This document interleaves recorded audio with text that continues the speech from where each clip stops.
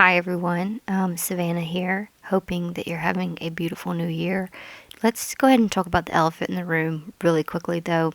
You've seen the thumbnail, you've seen the title of the video, and you may be asking yourself, did she really make a fourth video about this same Galaxie dash?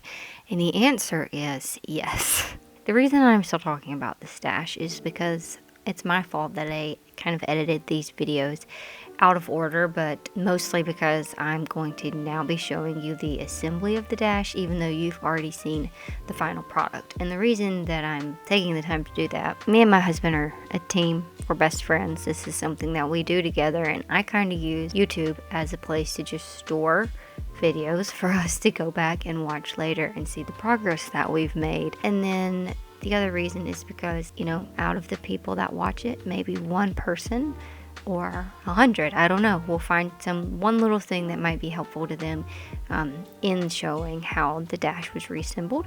So anyway, I hope you enjoyed this video. Alright guys, as you can tell, I got a big smile on my face because today we are going to be assembling the dash and showing off a little bit of the hard work that me and my wife have been going through to get all these nice little pieces shiny again. Alright, so other than the speaker that's already bolted in here, this dash is completely bare, and we're going to be starting from scratch. Very first thing we're going to be doing is installing the glove box lid. So I'm in a talkative mood tonight while I'm editing this video, so I just thought I would talk to y'all while we look at what Bert's doing here. Hope you don't mind. So it's just 3 screws on the actual door itself, and then 3 screws on the dash. And Bert gives us a little demo there. Thank you, Bert. Looks good. So next up, we've got the chrome pieces that are starting to go on, as well as the stereo.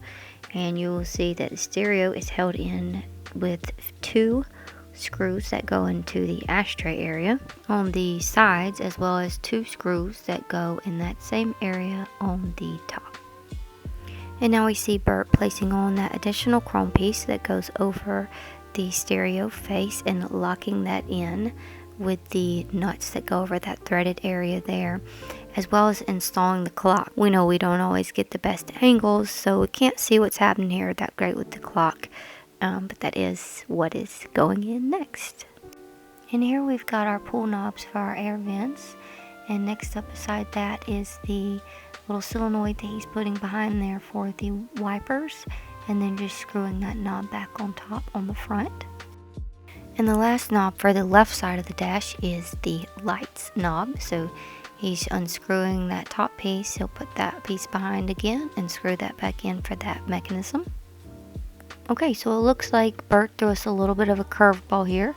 Instead of finishing up that right side of the dash, the right of the steering column, excuse me, where the other air knob goes, the cigarette lighter and the ignition, he's moved back to the radio for now. He's putting on a little bit more bling, the dials, the volume, and the tuning knobs. And so yeah, let's see what's next. Okay, so Bert has installed the other air here on the right side of the steering column. I'm not going to show you that because you've already seen it. But what he's doing here is putting in the cigarette lighter, and we know he is a man of demos. So he's going to give us a nice click here at the end to make sure everything works as it should.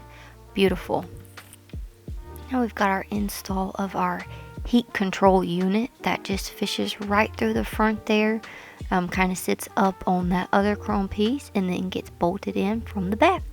And of course for the radio, we don't want to forget this bracket that goes here on the back, since it is a little bit heavy, keeps everything in place.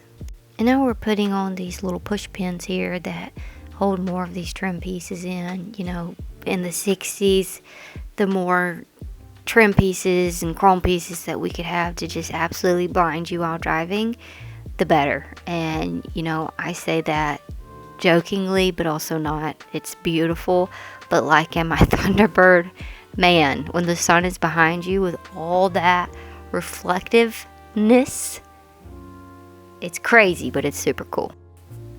Okay, so in this next segment, we're going to see Bert installing that little push mechanism there for the glove box door that keeps it shut, held on by that mechanism and 2 screws. You will also see in this clip the employee of the month show up.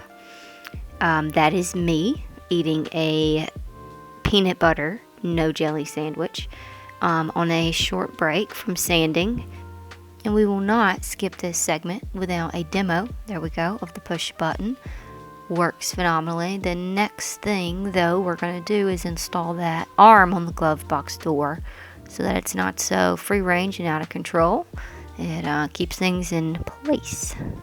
Next up we have the speaker grill, and it just kind of pops in there, but just want you to imagine for a second how much fun I had sanding all those little areas before painting it. This is great. Alright guys, now we are going to be assembling the instrument panel.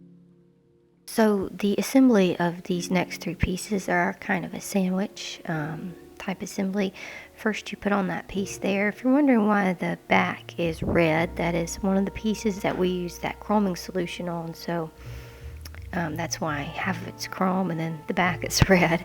But you put that down first. Next you put that plastic piece there that Bert was just showing you, the letters that we painted back on there. Since the actual piece here on the right is gold leafed, I could not put the lettering right back on top of that. And then you have this final piece, which is another piece that we cleaned up with the chroming solution to make it look a lot better. You can see there on the bottom of it, that's what it looked like, and the top is how it came out. And then you just put that third piece on for your last sandwich bread and screw everything in. And then we have the actual speedometer itself, and you just place that on top, and then there are more screws to put in for that to hold that in place. And then Bert shows us the final product there, and man, I love that. That's beautiful to me. Not everybody's favorite, I'm sure. Yeah. Alright, next up is our temperature gauge and our fuel gauge. So we have that, again, that gilded portion there, and it's attached still to the little panel behind it. Didn't feel comfortable taking that apart, so you just stick that through your housing, and you've got 2 nuts there to attach there to your bolts to keep that housing together. And then next you're going to put your plastic piece again over it, your little plastic screen, as well as that chrome piece there. There's little notches in there, you want to make sure those lined up. And then you've got your actual piece that goes on there that you use to screw everything in. And then as I'm editing this piece here, I see that Bert wanted a little bit of YouTube magic here, so I'm going to give that to him instead of assembling this fuel piece in 3, 2, 1, and voila. So, you know, I'm not the world's best editor, but there we go, and here's the final product. Gorgeous.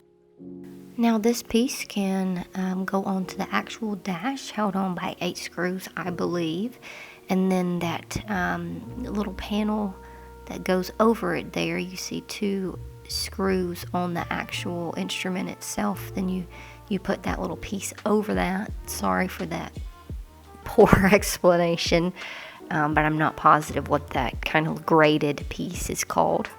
And then for your items that need electrical, you're going to bring over your big electrical harness here with all your bulbs on it and your ignition and everything, and you're going to put everything where that goes. What a thing to try and narrate. So shouldn't be too tricky if you paid attention when taking it apart, which is why we have Bert do things like this, because I tend to not pay attention when I take things apart. I got it in. Turns out you need the little key cylinder out of it to put it in. But yeah, it's in. Everything's pretty much wired up. Hopefully I got all of these wire colors right. I'm not sure, but hopefully got them all right and everything works. And it is just about done. All we got left is the little trim that goes right there, held in by these little tiny pins.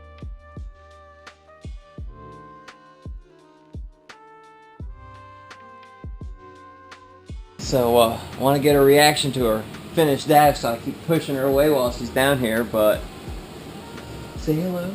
Hello.